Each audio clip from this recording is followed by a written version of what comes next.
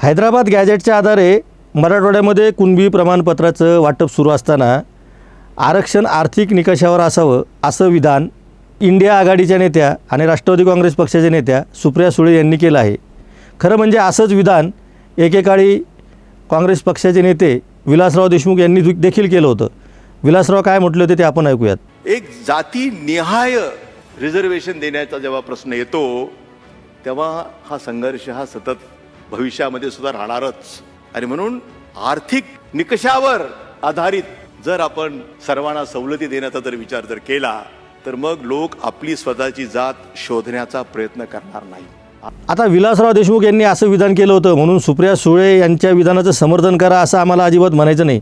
उलट सुप्रिया सुळे यांनी या पद्धतीचं विधान आत्ताच्या घडीला करणं हे महाराष्ट्रामध्ये एका नव्या वादाला तोंड फोडणारं आहे। त्यामुळं सुप्रिया सुळे यांनी आपली भूमिका नेमकी स्पष्ट करायला पाहिजे आणि जर चुकून बोलले किंवा माझं वैयक्तिक मत होतं मला तसं म्हणायचं नव्हतं असं जर सारवासारवीचा प्रयत्न असेल तर त्यांनी स्पष्टपणे माफी मागायला पाहिजे। ही न्यूज यात्राची भूमिका आहे। त्या नेमकं काय म्हटल्याने त्याचे काय परिणाम होऊ शकतात हे आपल्याला आता समजून घ्यायचं आहे।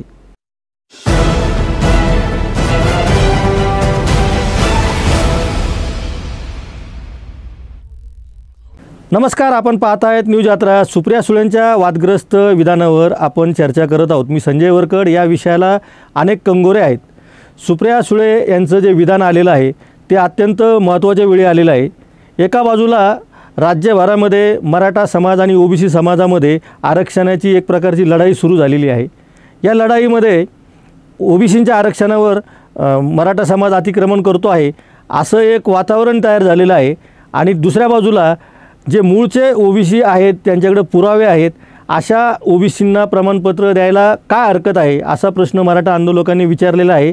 आणि यातच सुप्रिया सुळेंनी आरक्षण हे आर्थिक निकषावर असलं पाहिजे असं एक विधान केलेलं आहे।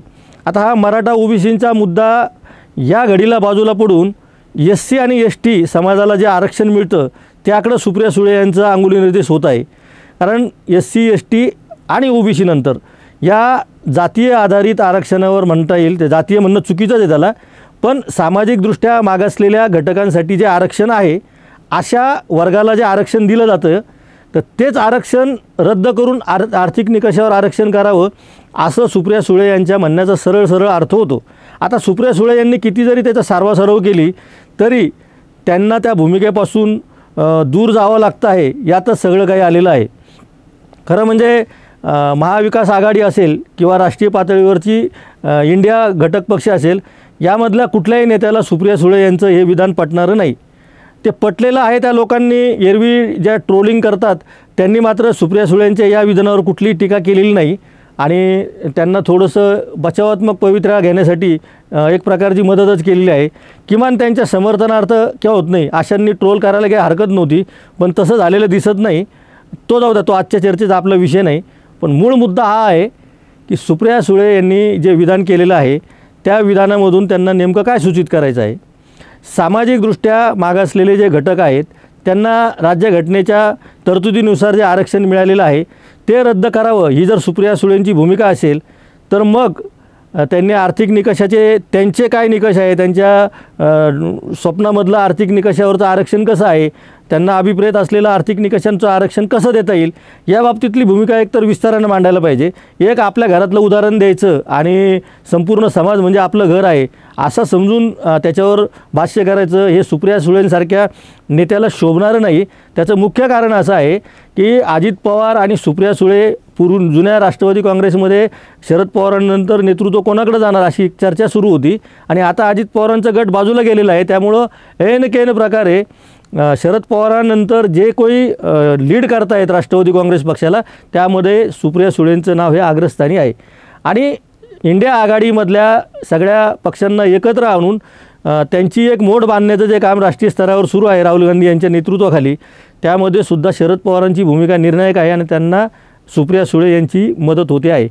अशा ठिकाणी बसलेल्या इतक्या मोठ्या राष्ट्रीय स्तरावर काम करणाऱ्या व्यक्तींनी अशा पद्धतीचं विधान करायचं आणि परत आपण सारवासारव करून त्या तसं मला म्हणायचं नव्हतं असं सांगणं हे राष्ट्रीय आघाडीतल्या एका मोठ्या पक्षाच्या एका मोठ्या नेत्याला मी आधीच सांगितलं तसं शोभणारं तर नाहीच आहे।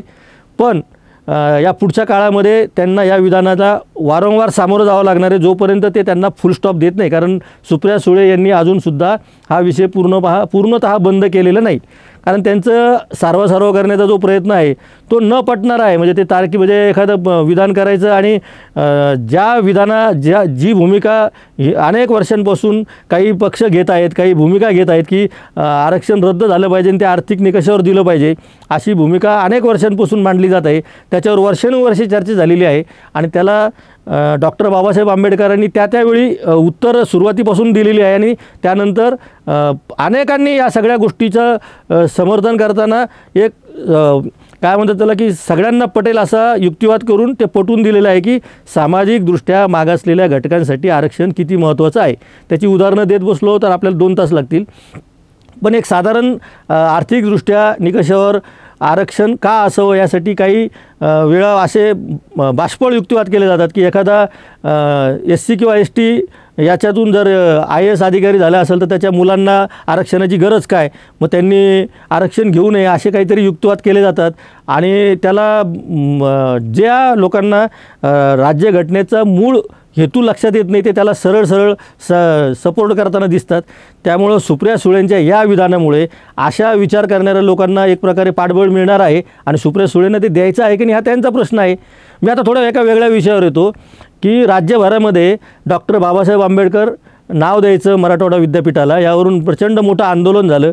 अनेक वर्षे तो संघर्ष पेटलेला होता आणि सुप्रिया सुळे ज्यांचे वारसदार आहेत त्या शरद पवारांनी हा नामविस्ताराचा निर्णय घेतला. डॉक्टर बाबासाहेब आंबेडकरांचं विद्यापीठाला नाव देण्यामागे एक सामाजिक भूमिका होती, एक सामाजिक जाणीव होती. आणि त्यावेळच्या राजकीय परिस्थितीमध्ये राजकीय सगळ्या परिणामांची चिंता न करता किंवा पर्वा न करता शरद पवारांनी तो निर्णय घेतला. त्या शरद पवारांच्या वारसदार असलेल्या सुप्रिया सुळेंनी असं विधान करणं हे म्हणजे हास्यास्पद आहे. सुप्रिया सुळेंनी एकतर या विधानावर ठाम राहावं हे त्यांचं मत आहे. कारण त्यांनी एकतर ठाम राहायचं असेल तर त्याचं आर्थिक निकषावर आरक्षण कसं देता येईल आणि त्यांचं काय मनामध्ये आहे नेमकं ते एकदा कळू द्या. कारण तसं तर होणारच नाही या देशामध्ये, पण त्यांना जे वाटतं ते बोलायला पूर्ण बोलू द्यावं असं मला वाटतं. त्यामुळे त्यांनी पूर्णपणे आर्थिक निकषावर जे विधान केलेलं आहे त्याची पूर्ण एकदा नीट मांडणी करावी. तशी मांडणी करता येत नसेल तर आपण केलेले विधान मागे घेताना त्यांनी सपशेल माफी मागायला पाहिजे. कारण माफी मागण्यामध्ये काही फार त्याला काय म्हणतात कमीपणा नसतो. जर तुम्ही त्या भूमिकेशी सहमत नसाल, तुमच्या बोलण्याच्या ओघात निघालेलं नाही ते विधान, कारण तुम्ही सरळ बोललेलं आहेत की आर्थिक निकषावर असलं पाहिजे. आता घरातले उदाहरण देत आहे त्यामुळं बोलण्यातल्या ओघातही नाही आहे. आपण जे बोललेलं आहात त्याचं जर समर्थन करता येत नसेल तर सुप्रिया सुळेंच्या या भूमिकेवर त्यांनी माघार घ्यावी आणि माफी मागावी. अन्यथा इंडिया आघाडीतील इतर जे पक्ष आहे त्यांनीसुद्धा याच्यावर बोललं पाहिजे. आपण जसं एक विधान मी आत्ता काही सेकंदापूर्वीच केलेलं आहे की सुप्रिया सुळेंच्या या विधानाच्या बाबतीमध्ये आर्थिकदृष्ट्या आरक्षण द्या अशी भूमिका असणाऱ्यांनी त्यांना ट्रोल केलेलं नाही. असं जेव्हा आपण म्हणतो तेव्हा आपल्याला जबाबदारीने हे सुद्धा म्हणावंच लागणार आहे की सुप्रिया सुळेंच्या या विधानाच्या बाबतीमध्ये इंडिया आघाडीतील इतर घटक पक्ष मूग गिळून गप्प का आहेत? काँग्रेसनी सुद्धा या विषयी भाष्य का केलेलं नाही? काँग्रेस पक्षाने सुद्धा सुप्रिया सुळेंना या प्रकरणामध्ये जाब का विचारला नाही? काँग्रेस पक्ष त्यांच्या सोबत आहे, तुम्हाला जाब विचारण्याचा अधिकार आहे. तुम्ही राष्ट्रीय स्तरावर तुमची भूमिका तुम्हाला पटणारी आहे का? तुमच्यासोबत महाविकास आघाडीमधला करता धरता पक्ष आहे राज्यातला, मी महत्त्वाचा पक्ष म्हणत नाही, राष्ट्रवादी काँग्रेस हा महाविकास आघाडीतला सर्वात महत्त्वाचा करता धरता पक्ष आहे. कारण महाविकास आघाडीतलं राज्याचं नेतृत्व हे शरद पवारांकडे आहे. महाविकास आघाडीचा अंतिम निर्णय हा शरद पवारांकडे होतो, हे आता काही लपून राहिलेलं नाही. त्यामुळं महाविकास आघाडीच्या अंतिम निर्णय घेतलेल्या नेत्याच्या पक्षातील एक प्रमुख नेत्या असं विधान करत असेल तर घटक पक्षातील इतरांनी सुद्धा आणि शिवसेनेने पण याच्यावर बोलायलाच पाहिजे. शिवसेनेने असं याला बायपास करून चालत नाही. आपल्याकडे काय होतं की काही गोष्टींना काही लोकांनी सोयीस्करपणे बगल द्यायची आणि त्याच्यावर मौन बाळगायचं. तर हा काही चॉईसचा विषय नसतो, तुम्हाला ती भूमिका स्पष्ट करावी लागेल. तुम्हाला काही चॉईस दिलेलं नाही की ह्या विषयावर तुम्ही बोलू नका असं. तर शिवसेनेनं सुद्धा सुप्रिया सुळेच्या या विधानावर आपली भूमिका स्पष्ट केली पाहिजे. सुप्रिया सुळेंनी एक तर माफी मागावी, पण आर्थिक निकषावरच्या त्यांच्या भूमिकेच्या बाबतीत त्यांना नेमकं काय म्हणायचं आहे, म्हणायचं नसेल तर त्यांनी माफी मागावी असं न्यूज यात्राची भूमिका आहे. त्यामुळं या सगळ्या गोष्टीवर आपण पुन्हा काय होतं आहे यावर लक्ष ठेवणार आहोत. आपण पाहत राहा न्यूज यात्रा, कारण हे आहे आपलं चॅनल.